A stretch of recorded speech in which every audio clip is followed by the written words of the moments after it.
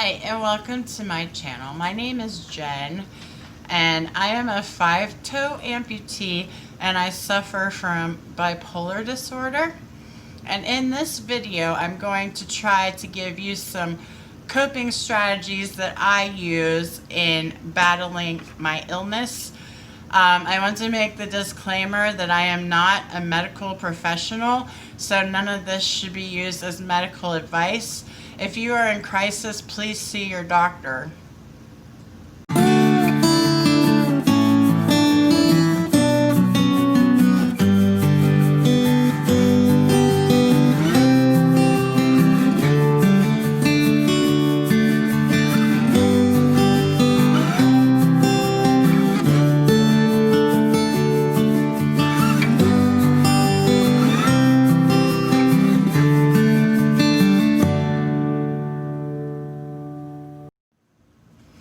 If you haven't noticed, the world seems to have gone crazy right now. There are a lot of things going on in the news and a lot of tragedy, and I feel really bad about the George Floyd murder, and I really send my sympathy out to the family of them.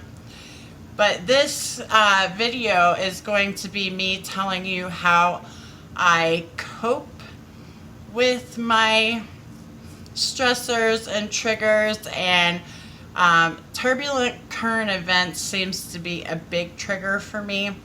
So let's get started. Number one, when things like this are going on, I try to take really good care of myself. And this, the major key point of taking care of myself is making sure that I get proper sleep. I was noticing that for a few days of the things that were going on, I wasn't getting as much sleep as I would have liked to. And some of that might have been due to things going on in my life, but I made sure that for several days now I've been getting a proper amount of sleep. And sometimes I require more sleep than the average person, and I'll be known to sleep like 10 hours a night. And if I am feeling a little bit triggered, I find this to be okay. I also limit stimulants and alcohol.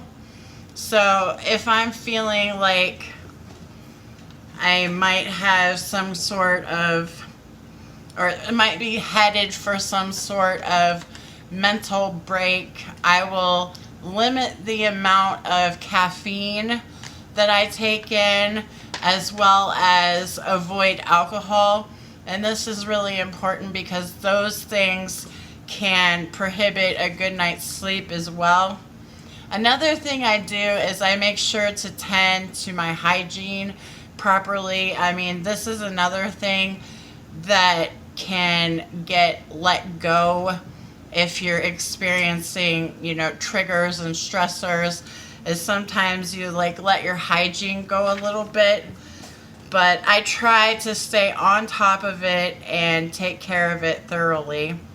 And then number 4 for the taking care of myself is, oh, my cats are running around like crazy, is I try to eat properly. And I don't mean necessarily healthily. I mean, although it's good to eat healthy food, when I'm feeling like I'm triggered or stressed, I will eat things that are comforting to me and make sure that I eat regularly throughout the day, because sometimes we can forget to eat, especially when we're under a lot of stress. So that is one thing I do there. The number 2 thing that I do when I'm having times of extreme stress and the world is going through a lot of tribulation is that I limit news consumption and social media. I mean, we just sometimes need to get away from all the negativity that's going on in the news. It doesn't mean that I don't keep myself informed. It just means that when it gets to be too much, I take a step back from it and I will limit it, like maybe, spend like only an hour a day keeping up with current events rather than constantly looking at it and hearing it and watching the news and watching it on social media, because that can quickly become unhealthy, and some people like me will start to obsess over it. And then I also try to I don't know what your faith is, but this is proven to be good for lots of people. But I engage regularly in prayer and meditation. And meditation is good for you, even if, you don't have a certain set of beliefs. You can, concentrate specifically on one thing, and maybe that one thing be world peace, but just pray for it and meditate on it. My number 3 is what I do is I take advantage of my support system. This may involve talking and reaching out to loved ones and letting them know how I feel and what's going on with me. Sometimes they are able to help me and give me the encouragement I need to move on and move past things and not dwell on things. And they can also recognize signs in me if I'm having danger signs of having a mental break. I also, if I'm feeling really stressed or really triggered, I will make an extra appointment with my doctor, my psychiatrist. And by doing that, he can actually possibly head off anything that might be coming. And then, if I'm feeling well enough, I will try to socialize with friends, whether it be Facebook friends, YouTube friends, real life friends. A lot of times if you can associate with other people, it can uplift your mood and you don't feel so all alone. It's important not to isolate yourself. Number 4 is really important to me. That is doing activities that reduce stress.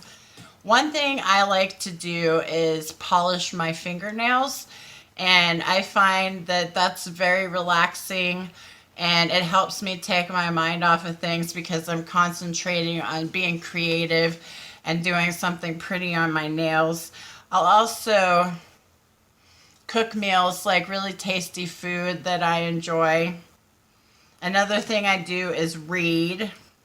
And this doesn't have to be, going out and buying books. You can get books at the library, or you can actually just read material that's online. There's so much on the internet for you to enjoy. And also, one more thing I like to do is take a hot bath. That actually relaxes me, and I'm able to think about other things, and it takes the focus off of what's going on. 5th and finally, I find that it's truly important to maintain your routine. And for some people, this is going to work. I don't have a secular job outside of my home. So what I do is I engage in my hobbies like YouTube and other things. And then I also try to clean my house. And sometimes it can be overwhelming to clean your whole house, but I find that it's helpful if you have a certain area in the house that you hang out in. Just tidy up that area. It can make you feel so much better being in a clean space. And also, I like to make dinner. Well, I don't like it all the time, truth be told, but I do this because it's part of my normal everyday routine. And I find that it's important to keep on a very regular schedule when you're feeling like you're triggered or you're under a lot of stress. So hopefully this video can help someone think of things that they can do to take their mind off of it. I really stress that decompressing, and even if you need to have a mental health day, it's important to unplug at times. When we begin to obsess over things, that's when we start to have problems. So I hope you enjoyed this video. Thanks for watching. If you made it this far, please consider subscribing and give this video a like if you enjoyed it.